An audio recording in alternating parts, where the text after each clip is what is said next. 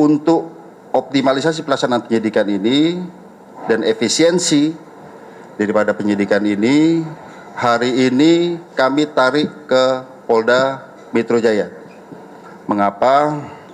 Karena memang kita menerapkan pola kolaborasi interprofesi untuk memudahkan koordinasi, dan juga kami memiliki penyidik yang lebih banyak yang khusus menangani kasus-kasus yang melibatkan perempuan dan anak. Rekan-rekan sekalian, pada proses penyidikan ini yang ada di Jakarta Selatan, pada 3 hari pertama, penyidik sudah menentukan tersangka dan juga menahan, yaitu 2 tersangka. Kemudian 7 hari terakhir, kita adakan pendalaman terhadap proses penyidikan ini. Ya. Kami perlu jelaskan bahwa dalam proses penyidikan ini kita menghadapi 2 kelompok subjek hukum. Yang pertama adalah dewasa, orang dewasa yang sudah kita tentukan tersangkanya ini. Kemudian kita juga menghadapi 2 subjek hukum, yaitu anak yang berhadapan dengan hukum. Yaitu pertama anak sebagai korban, yang kedua adalah anak sebagai saksi. Ini keduanya adalah anak yang berhadapan dengan hukum. Oleh karenanya kami perlu kehati-hatian, kami perlu rigid dalam penanganan kasus ini, dan kami perlu mengundang mitra untuk menjamin bahwa pemenuhan daripada hak-hak anak ini bisa tetap terjaga. Oleh karenanya kami menggandeng dari KPAI dari awal, kami mengundang stakeholder dari awal, ya, UPTD, PPA Provinsi DKI, kami melibatkan dari Kementerian Pemberdayaan Perempuan dan Perlindungan Anak sejak awal, kami juga melibatkan ahli pidana anak sejak awal dan juga ahli pidana, dan juga kami perlu sampaikan rekan-rekan sekalian bahwa dalam proses penyidikan kami tetap melaksanakan penyidikan dengan menggunakan pola scientific crime investigation. Oleh karenanya rekan-rekan sekalian, dalam proses penyidikan kami telah memeriksa 10 orang saksi. Ya. Kemudian juga kami melibatkan saksi ahli di sini, ahli pidana, ahli dari digital forensik, ahli dari psikologi. Kami melibatkan tim dari APSI4, ya, psikologi untuk memeriksa psikologi forensik maupun psikologi klinis terhadap anak ini, sekali lagi dalam menjamin hak-hak anak tersebut. Nah, kemudian kami perlu jelaskan rekan-rekan sekalian bahwa pada awalnya kami menerapkan dalam konstruksi pasal adalah pasal 76C junto pasal 80 Undang-Undang PPA junto 351 penganiayaan, ya. Biasa di sini yang awal. Namun kami perlu menjelaskan bahwa penyidikan kami ini ada bersifat berkesinambungan. Kami artikan menganalogikan seperti ini. Misalnya kita sekarang sakit panas, tapi panasnya karena apa? Kami perlu ada pemeriksaan lanjutan. Apakah ini tipes? Apakah ini demam berdarah? Seperti itu dah. Kami awalnya adalah penganiayaan biasa di sini, dijuntukan dengan Undang PPA tadi. Setelah kami adakan pemeriksaan, kami libatkan digital forensik, kami menemukan fakta-fakta baru, bukti chat WA, ya, video yang ada di HP. Kemudian perlu kami sampaikan, kami juga menemukan CCTV di seputaran TKP, sehingga kami bisa melihat peranan dari masing-masing orang yang ada di TKP tersebut. Dan kami berkomitmen di sini siapapun yang bersalah harus dihukum. Ya tentu saja apabila itu pun anak, secara formil ini diatur dalam Undang-Undang Peradilan Anak, secara material diatur dalam Undang-Undang Perlindungan Anak. Oleh karenanya rekan-rekan sekalian, pada kesempatan gelar pada pagi siang hari ini, pagi sampai dengan siang hari ini, kami menambah konstruksi pasal baru terhadap tersangka-tersangka ini, ya. Kemudian yang kedua, ada perubahan status dari AG yang awalnya adalah anak yang berhadapan dengan hukum, berubah menjadi atau meningkat statusnya menjadi anak yang berkonflik dengan hukum, atau dengan kata lain berubah menjadi pelaku atau anak. Jadi terhadap anak di bawah umur ini tidak boleh dibilang tersangka, ya.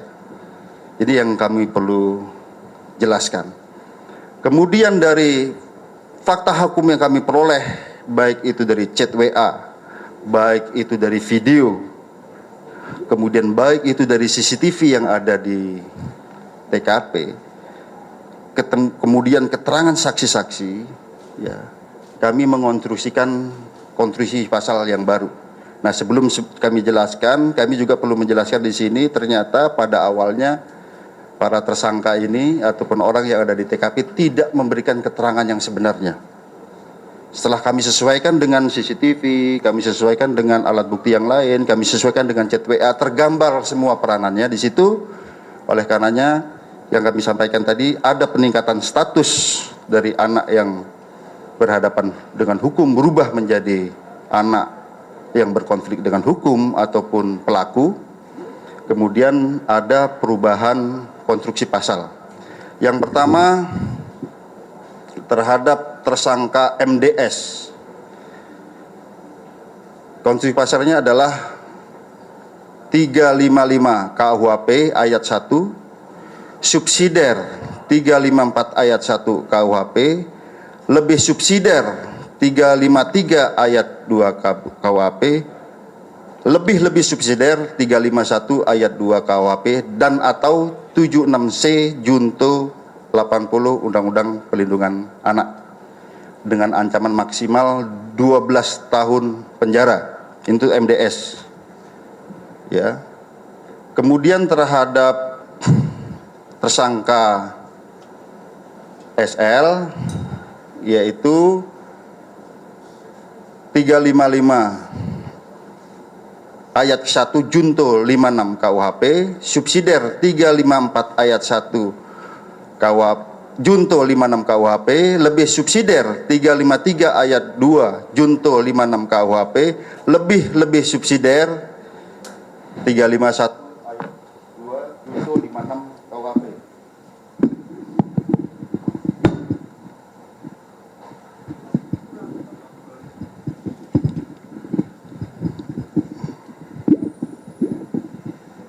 Ya, jadi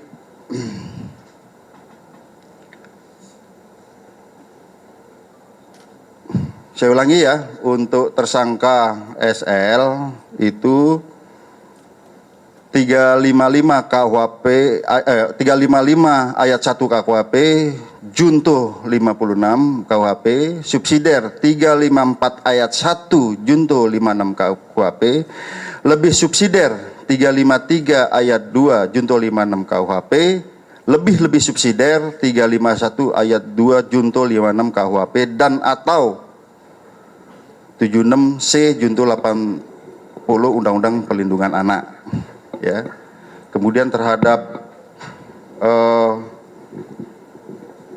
anak AG, kami harus sebut anak AG, ya, ini anak yang berkonflik dengan hukum.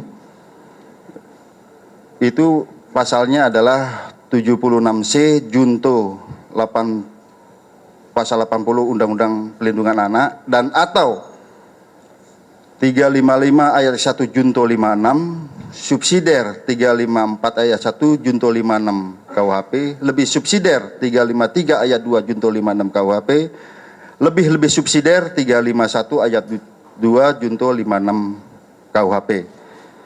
Tentang ancaman maksimal nanti ahli pidana yang akan menyampaikan, karena di sini sekali lagi rekan-rekan sekalian, secara formil terhadap anak di bawah umur itu ada perlakuan yang berbeda. Demikian juga apabila anak sebagai korban, ada secara material dalam Undang-Undang Perlindungan Anak. Pasal 355 KUHP itu adalah penganiayaan berat yang direncanakan dengan ancaman maksimal 12 tahun penjara. Ya, jadi itu ancaman maksimal, itu pasal yang kami sebutkan. Kalau pasal 354 itu dengan sengaja melakukan penganiayaan berat. Ya, ancaman maksimal 8 tahun.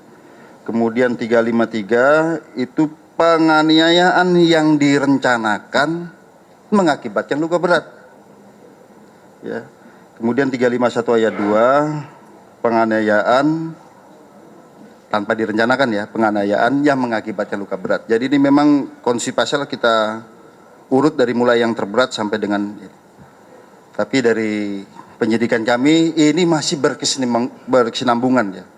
Masih dalam proses pemeriksaan sebelum kami kirimkan ke pihak kejaksaan. Saya kira demikian.